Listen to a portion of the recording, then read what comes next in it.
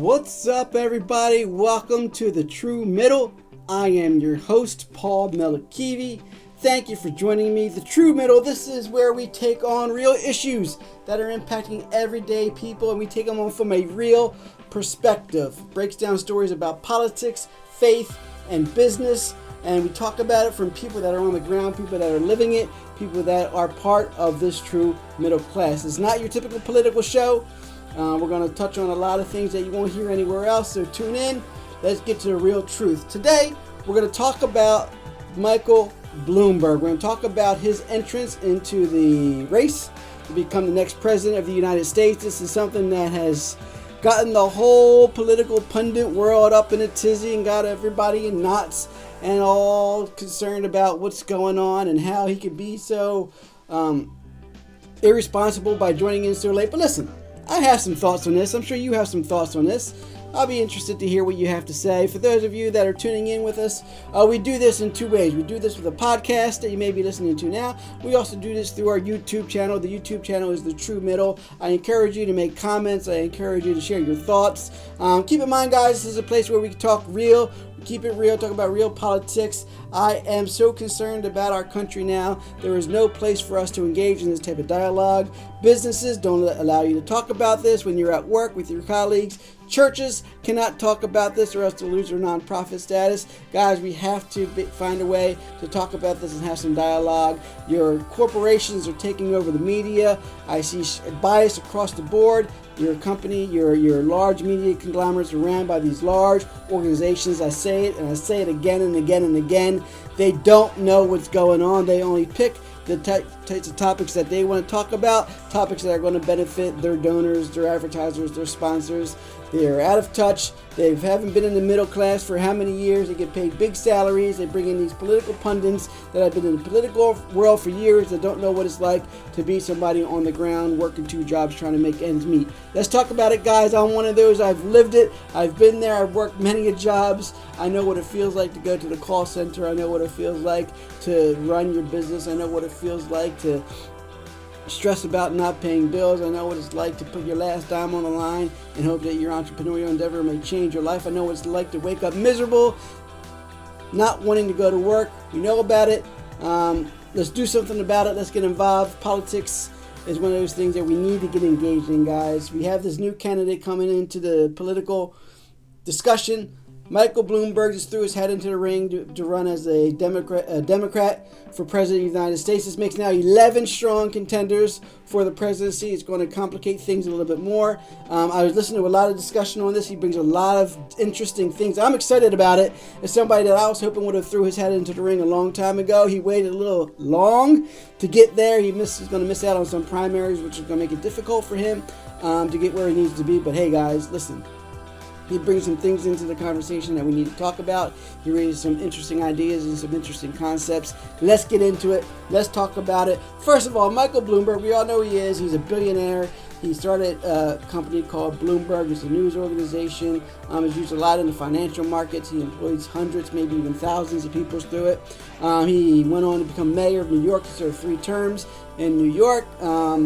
Debate is out on his performance there. Most people would tend to say that he did really well. He had a controversial policy on the stop and frisk that really profiled African Americans and minorities, which is an issue that he needs to discuss because it was a bad decision. But hey, we make some bad decisions. We learn from them. Hopefully, he's learned from this particular policy and he's been able to move on it and correct it. So we'll see what he has to say about this as the debate goes on. There's other people on that debate stage, other candidates that I've seen that are running for office that have checkered past as well. People that haven't always been on the right side of history, people that have limited information and based upon the information they have at that time, make certain decisions and certain policies which they think will help, and then they learn otherwise and they're able to change that.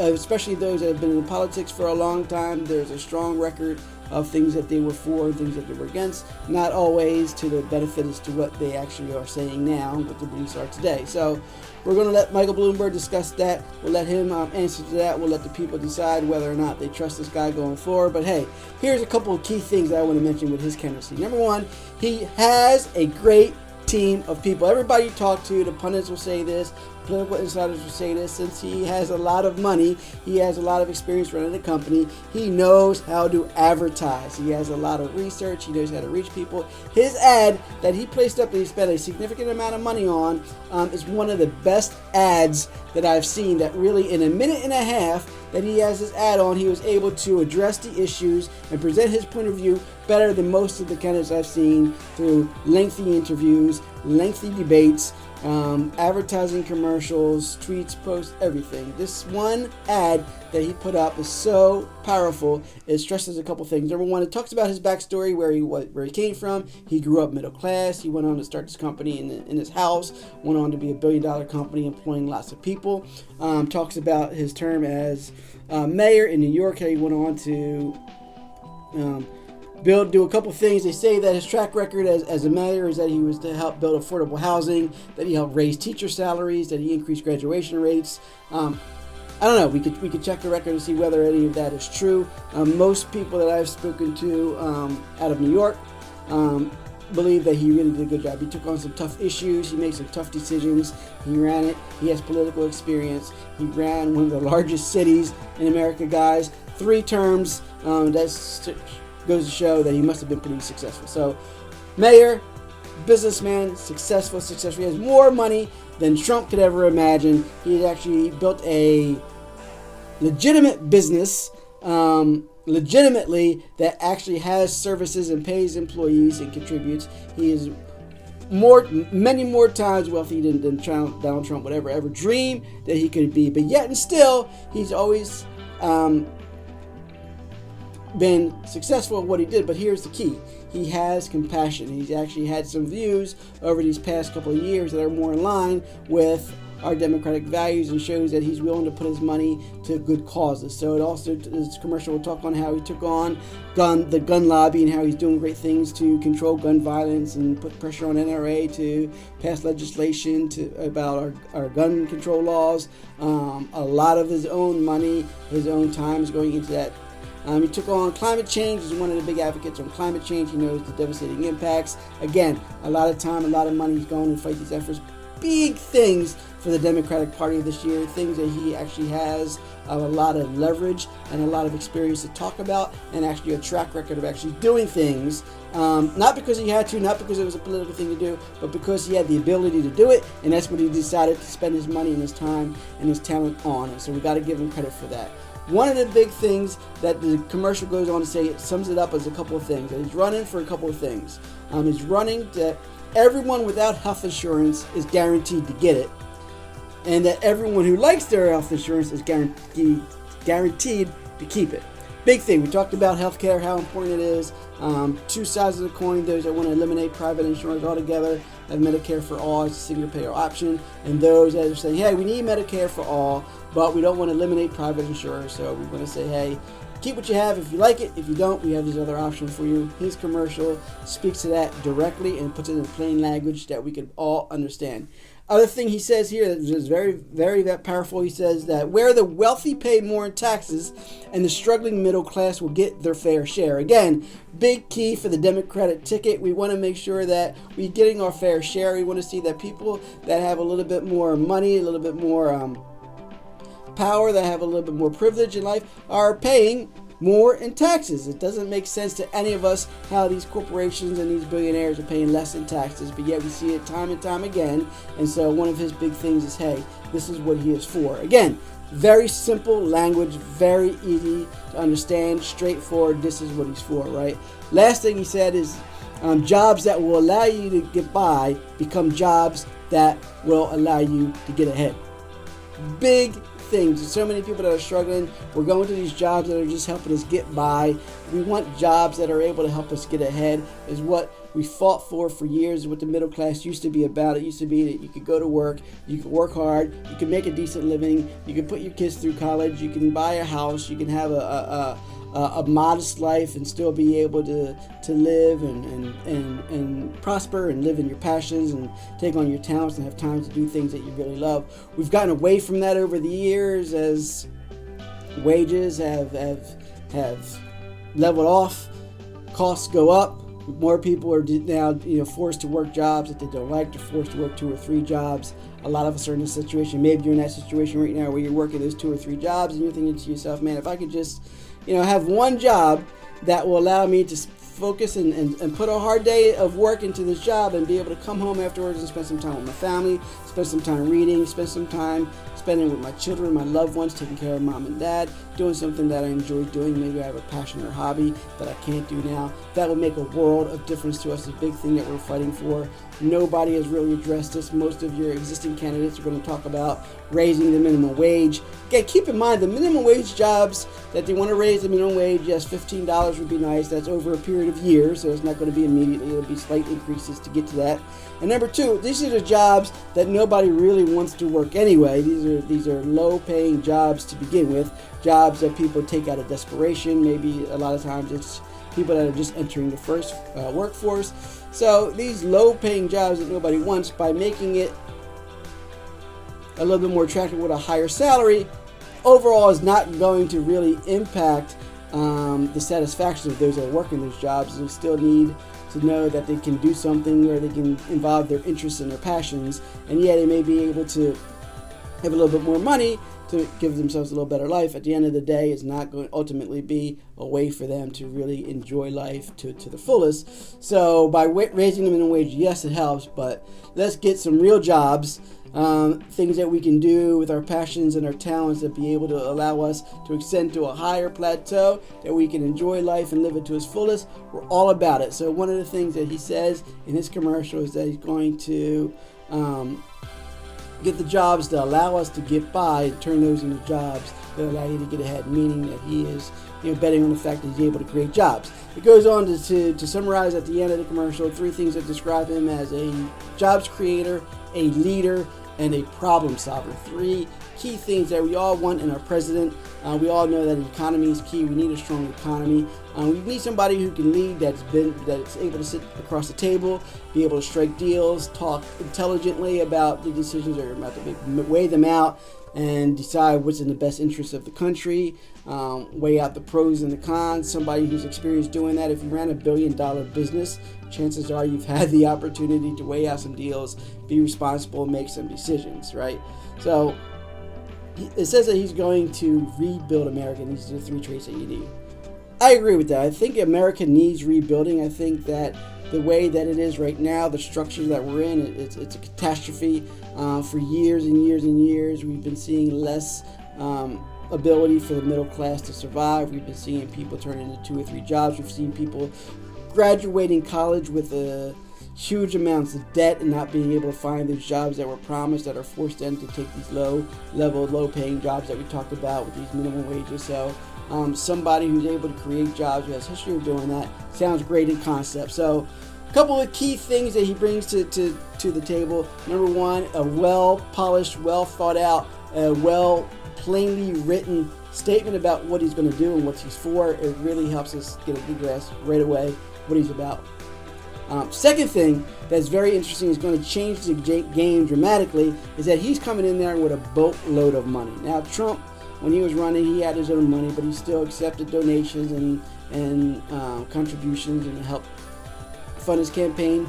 Michael Bloomberg is not accepting any donations or any money from anybody. He's paying his own way. He's going to fund the entire thing. He has over $5 billion or whatever he's worth. Somebody said he's willing to spend about 10% of that on the campaign. That's a huge amount of money, but more importantly than that is that he is going to spend his own money, which means that if nobody's contributing to the campaign, nobody's funding it, he is not at beck and call of any special interest. He doesn't have to answer to anybody about any policies and procedures that he puts in place other than the people that voted for him. That is a game changer, because the way that the system is now, all of these candidates have to accept donations in order to get their campaign, and there's some that refuse to take, huge money from corporate PACs and things like that. The entire system is broken and needs to be fixed. Now, I don't agree that ultimately this is the best way for our system. I think the best way for our system, really, to be honest with you, is that everybody that's running for president, every candidate that's throwing the hat into the ring, they're given one budget. They're all given the same budget. Where that budget comes from, we have to figure that out. But they're all given a certain amount of budget, and this is the budget that you have to get elected to be the president. Let's see how good you do with the money that's given to you. Because number one, as a president, you're going to have the budget of the country to worry about. So if somebody who's used to spending unlimited amounts of money to come in to get what he wants is not ultimately going to be that same thinking that's going to be able to help the country when you come in and have to balance the budget of the United States. So ultimately, I would like to see a change in our political system where every candidate is just given one set amount of money, whatever that is. Spend it as you want on the campaign, but this is the only money. You're not allowed to receive any donations. You're not allowed to solicit anybody else. That means a couple of things. Number one, it forces the candidates to focus on the issues. Instead of going out campaigning or fundraising and trying to get money, they can go out, talk to individuals, and really see if their policies make sense, talk to people, what they're experiencing, how they're living, finding ways to actually deal with that. And number two, it doesn't put anybody at an undue disadvantage because certain people have more money than others. Let's face it, there's a lot of people that are in this race today that aren't going to be able to continue just because they don't have enough money to be able to buy ads and to compete with everybody else in the campaign. So even though their policies may be strong, even though they may make a great president, even though they might be the strongest candidate to solve our problems, if they don't have the money to back it up, it's not going to do them much good. And that's a huge fundamental problem with our system. So the fact that Bloomberg has his own money, it's a negative thing that he has so much money to spend that he could outspend anybody. It makes it a little unfair because he's able to do that. But I do like the fact that he's not going to be beholden to any special interest. He's not going to take money from anybody. Hey, I'm under the impression if you have the money, then I don't want you taking my money to fund your endeavors, to fund your wishes, to fund your goals. If you have the money to do it for yourself, spend your own money and do it. You know what I mean? Do it. So let's be about it. So you want to be it? You think you can make a good president? You want to do something for the country? You have the money to support those? Go and do it. Put your own money into it. Do you? Ultimately, is it fair? No. But it's intriguing. It adds a lot to this conversation because the conversation that we need to have is that big money in politics should not exist.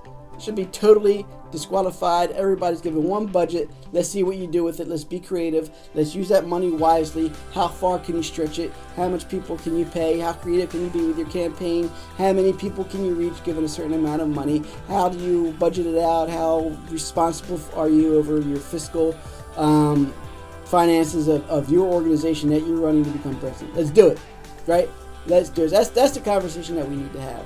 Number two, another interesting thing that it brings into the mix is this old notion that you need to do a state-by-state campaign. Right, we all know the way our political system works. Each state has their own primaries where they go and they get to elect the delegate, which ultimately, as those rack up, that delegate then can go on to become president, right?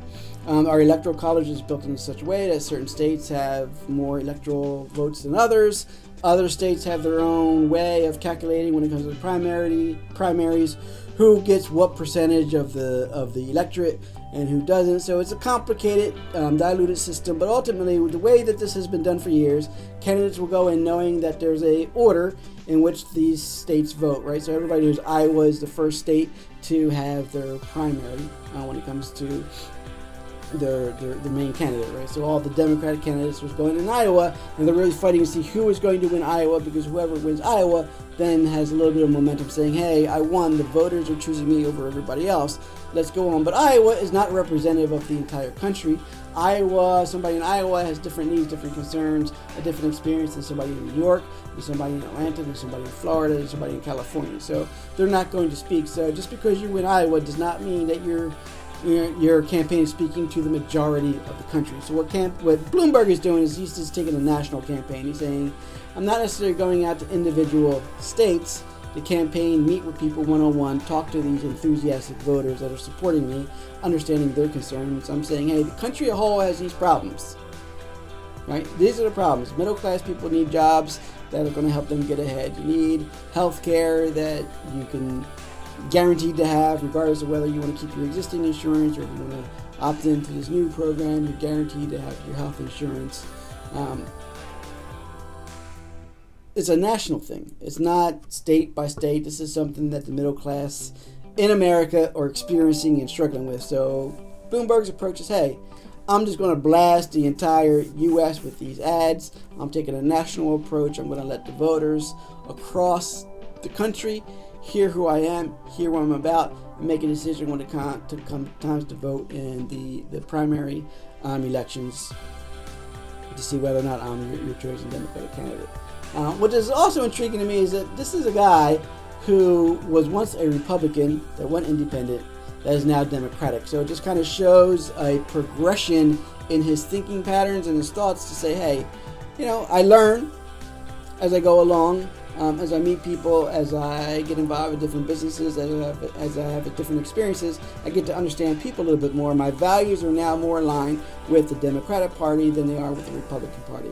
And I guess the conversations we'll have as to how that evolution happened, why he decided to change parties, whatever. But the truth of the matter is to see a guy who actually can own up to the fact that, hey, I am changing because my beliefs changed. I'm not in it just because I'm in it for the Republicans or I'm in it for the Democrats. To me, it shows somebody that's just in it because it's who he is. These are my values. This is what I think. And right now, I have to identify as a Democrat because that's more aligned in what my thinking is. But he's not in it for the Democrats. He's not in it to say, hey, the Democratic Party is the party to win. He's in it to say, I'm the best guy to fix these problems with this country. Doesn't matter whether he's Democrat or Republican. He happens to be Democrat, and there's an opportunity for him on the Democratic ticket to run against a Republican president. But the truth of the matter is, the important thing to know is that it's who he is as a person. I am intrigued to see how this pans out. I think there's a lot to admire in the guy that's putting up a lot of his own capital to invest in this endeavor. He doesn't have to do it. He has plenty of power. He has plenty of influence. He has plenty of money. To become a president of the United States, to take on this task, to take on all this stress and obligation and responsibility. It takes a lot for a person to agree to that. I think it was Andrew Yang who said in his last campaign, he said, I'm not running for president because I'm not running for president because, I didn't choose to run for president because I am not insane, meaning that, to run for president, you have to be a little crazy. It's a tough job. There's a lot of stress involved with it. There's a lot of responsibility. So to want to do it, there has to be an overwhelming, compelling cause for you to do it. And each candidate will talk about what their own reasons are, why they think they should do it, why they want to do it. But his is that he has the ability. He's done change before. He's built businesses. He knows how to create jobs. He knows what the country's up against. He sees climate as a huge threat. He sees influence with the NRA. He wants to do things about gun control. It's not being done currently. Any of the current candidates that are up for president, do they have the ability to do it? Do they have an interest in doing it? None of them really expressed that gun control was a main priority for them. The one guy that did, Beto O'Rourke, he's no longer there. But he said, hey, I'm going to make gun control my number one priority. Okay, so he's not there anymore. So who's holding that mantle? Well, Mike Bloomberg does have some experience and some skin in the game on this, and I'll be anxious to see if he's able to push any legislation forward. Even if he doesn't make it taken seriously, even if he doesn't win any of the primaries, if he's not the candidate, I think that his entrance into the field adds a lot of interesting twists and turns.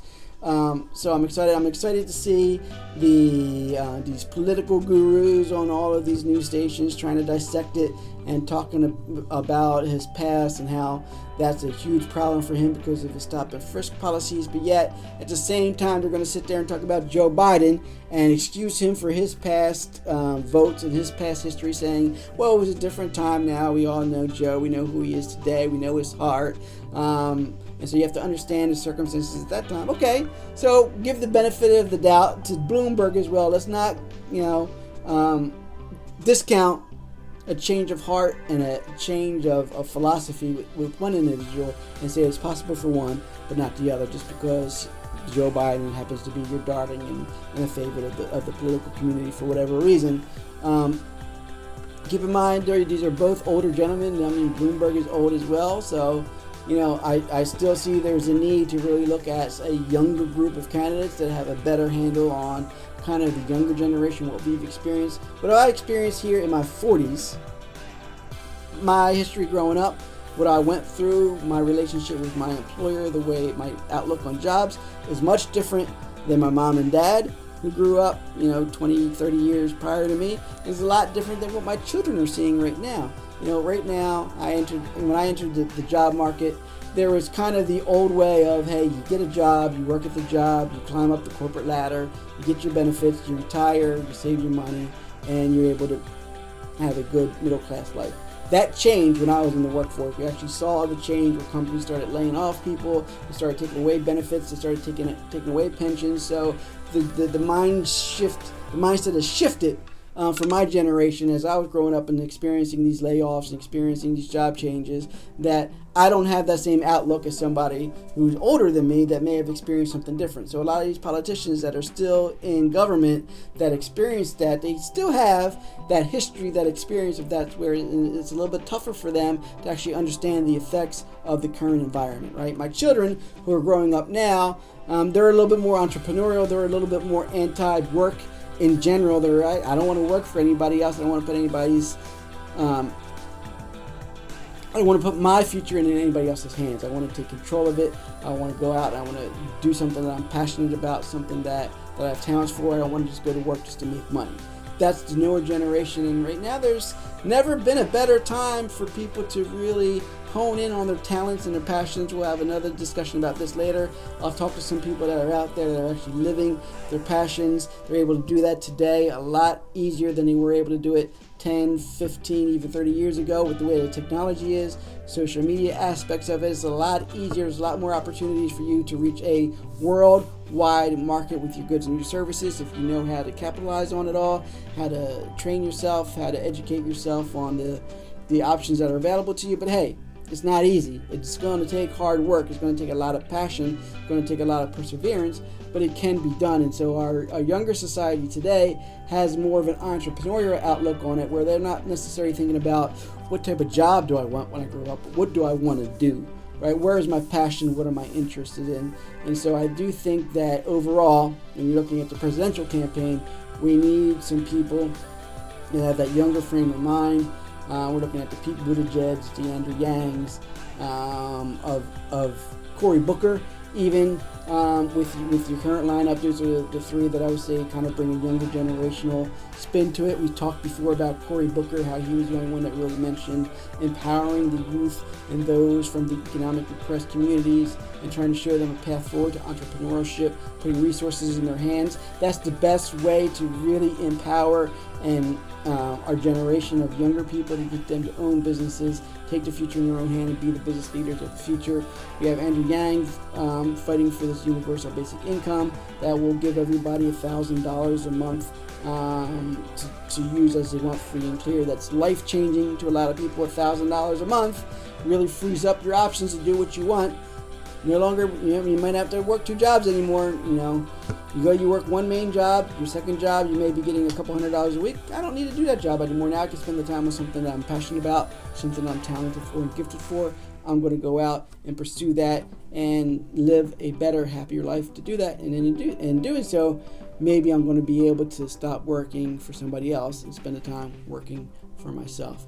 Buttigieg, he's a little bit more traditional on his approach. He does have, some strong views on the future, but he's a little bit more moderate in his approach. I didn't hear anything strong from him about universal basic income. I didn't hear anything from him about entrepreneurialism. He's kind of that moderate guy. If you're looking for kind of the status quo, hey, let's make jobs better, let's pay people more, let's invest in our future, then there's some things working too. So I'm not going to sit here and dissect each of the individual candidates.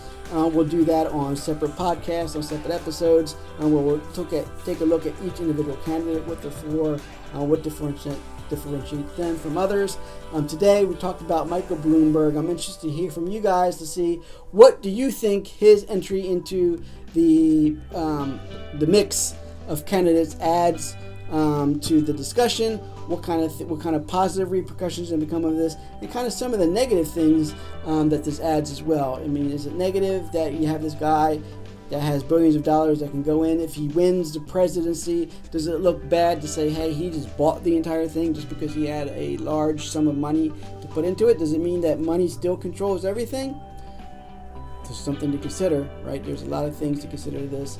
Let's not discount him, though. Let's really look into what his policies are. I think that his entrance is an exciting development in the field, and I'm anxious to hear a little bit more about him as he goes out there and pleads his case to the people why he should be president. Tune in. We'll follow it along here on The True Middle. We're going to have real discussions from a real perspective of people that are in the mix, people that are in the field, people that have skin in the game, and people that are looking to better the lives of many more of us. Those that have been through the mix, those that have seen it, those that have experienced it, those that are struggling day to day, those that know that they want better for themselves, and know that there's a way that we can do it. We just need to find the courage. We need to find the right voice. We need to find the right support behind the right movements. And a political candidate can have some influence on the direction that we take as a country, some of the resources that are available to us. Let's get engaged, guys. Never more important than now to get engaged. Get out there and vote. Find your candidate that speaks to what you want, what you see as a better future for yourself. Educate yourselves on the topics. Hey, I'll be excited to go over some things with you. If there's something that you would like us to discuss, ideas that you have, thoughts, opinions, share it with us here at The True Middle. I'm anxious to talk to you guys next week. Tune in.